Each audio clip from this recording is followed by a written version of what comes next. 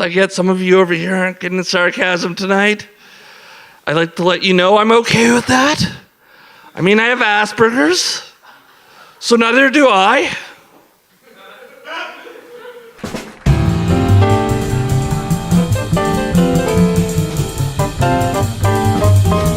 Sometimes I just tweet something stupid and then I'm like, I can make that a joke. Sometimes I'm like, there's a certain topic that I'm like, I want to write a joke about that, and so I'll try until I get like something that works for it.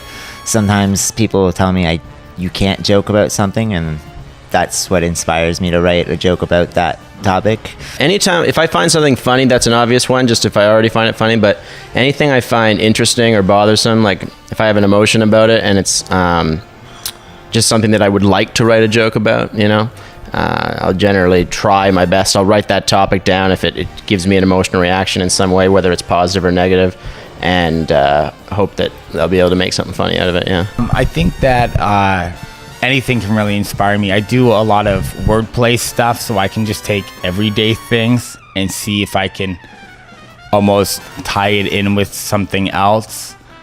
Like you can take two words and make it into something. Like I ordered a plate of suicide wings last week. It came with a social worker who tried to talk me out of it. Or it's like that kind of connection. So really, I just think of words that are kind of like have double meanings, and that's really my inspiration. Well, I like to write things that I think are funny. I don't really care what necessarily other people think are funny.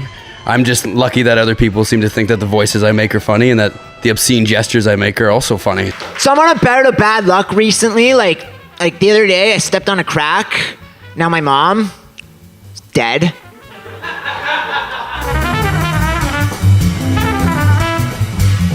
I love men who won't admit when other men are good looking because they think it makes them gay, right? I'll just be like, that Brad Pitt's a good looking guy.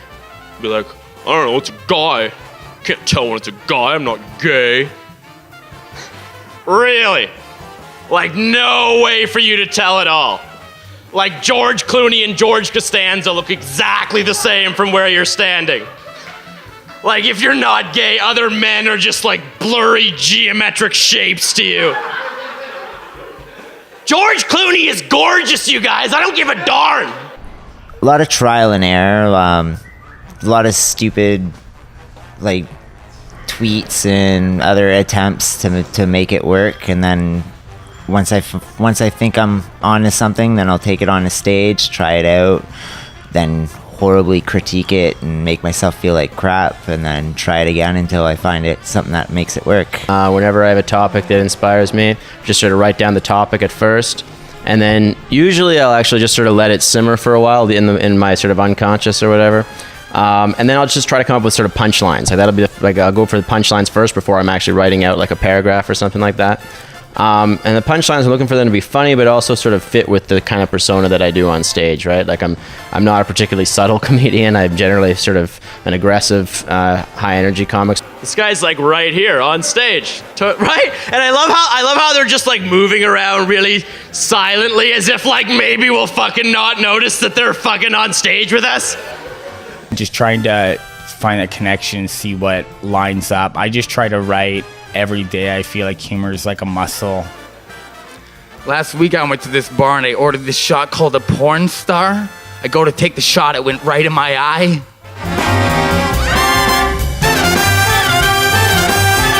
Good punchline, it's gotta hit with like everybody. Like to get a really good solid punchline, everybody in the crowds, or the majority of the crowd at least, should get it and be able to understand it and appreciate it. If not, then you're saying offensive or stupid things that people are like, why is this guy talking about this? I don't get why it's funny. I mean, you don't want it to be difficult to understand, that's for sure. You want it, I mean, I always try to have my punchlines be precise. For me, I always try to have them be high energy, but that's just my particular style. So I wouldn't necessarily say that everybody has to do that, but that's what I do. I would just say just keep going. I would watch a lot of comedy. I still watch a lot of comedy, and I write every day. And I don't know if there's necessarily a key to writing a good punchline. Really, at the end of the day, like, the audience is the judge. So I just write and write and write, and then people decide. Guys, my mom had cancer. That's why we don't talk to her anymore. She's not dead. It's just that cancer's gross and people that have it are fucking disgusting. Keep that shit away from my ovaries, is what I'm trying to say. That's not true. My mom really is dead, guys. Like, that's...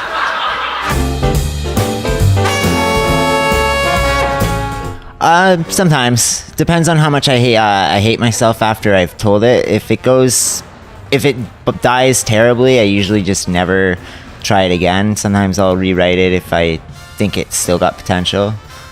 But it depends on how I feel after I tried it. Generally, if a joke gets nothing, I won't focus on it. I'll focus on one that got some laughs to try to make it better. But some topics, yeah, if I'm like, there's definitely something there, then I will rewrite it and try to make it work again if it's something I'm really passionate about, yeah. Something can be too wordy, or you're just not using the right phrasing, or you might have to pick it apart. I'm pretty lucky because I have a girlfriend who will listen to all my jokes 1,000 times over and will tell me, like, oh, it's too long, or change this word to that word. You got to keep going back and fine-tuning those kind of things, right? Because what doesn't necessarily work the first time can work the second or third or fifth or eighth or 10th, or who knows how many times you got to really work it to get it right?